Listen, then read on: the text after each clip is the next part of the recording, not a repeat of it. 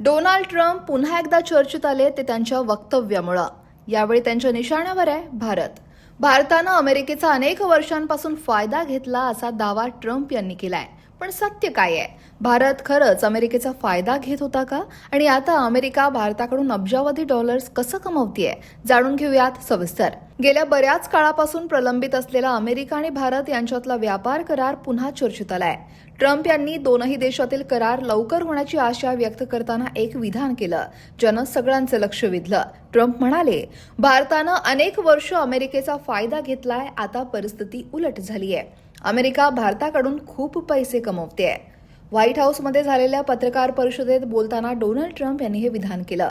भारतावरील टॅरिफबद्दल सुद्धा ट्रम्प यांनी भाष्य केलं।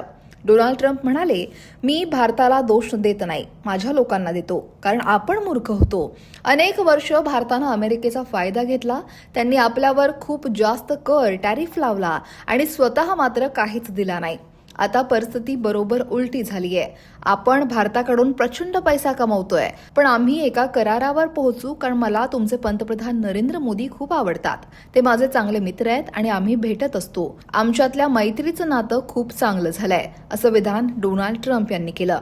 अमेरिकेमध्ये भारतासह अनेक देशांवर अतिरिक्त टॅरिफ लावण्याचा प्रस्ताव आणण्यात आलाय।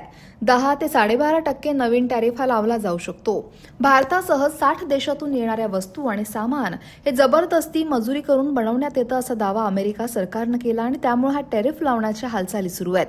अमेरिकेच्या व्यापार प्रतिनिधी कार्यालयानं एक 54 देशांची यादी सुद्धा प्रसिद्ध केली आहे। या यादीत भारताचाही समावेश आहे। मजुरांचं शोषण करून वस्तू साहित्य उत्पादन करण्याविरोधातील कायद्यांची या देशांमध्ये नीटपणे अंमलबजावणी केली जात नाही, असं अमेरिकेचं म्हणणं आहे। खरं तर भारत अमेरिका ट्रेड डीलबाबत सातत्यानं सकारात्मक घडामोडी समोर येतात। दोन्ही देशांमधल्या वाटाघाटी करणाऱ्या अधिकाऱ्यांमध्ये सुद्धा प्रलंबित मुद्दे सोडवण्यासाठी चर्चेचं सत्र सुरू आहे। आठवड्याच्या सुरुवातीला केंद्रीय वाणिज्य मंत्री पियुष गोयल यांनी या करारावरील 99% चर्चा पूर्ण झाल्याचं सांगितलं होतं।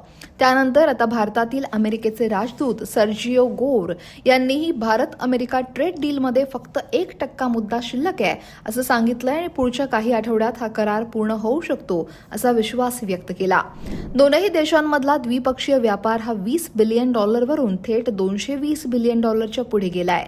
याच पार्श्वभूमीवर होणारी ही नवीन ट्रेड डील ही दोन्ही देशांच्या आर्थिक संबंधांना बळकट करेल। भारत आणि अमेरिका यांच्यातील व्यापाराला अशा प्रकारे चालना देणं हे अमेरिकेचे अध्यक्ष डोनाल्ड ट्रम्प यांचं उद्दिष्ट आहे, ज्यामुळे अमेरिकन कंपन्या आणि कामगारांसाठी नवीन आणि अभूतपूर्व संधी निर्माण होतील, असं सर्जिओ गोर म्हणाले।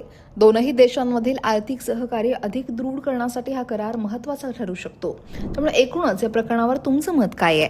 डोनाल्ड ट्रम्प यांचं विधान तुम्हाला पटतंय का? कमेंट नक्की करा आणि लोकमत सबस्क्राईब करायला विसरू नका।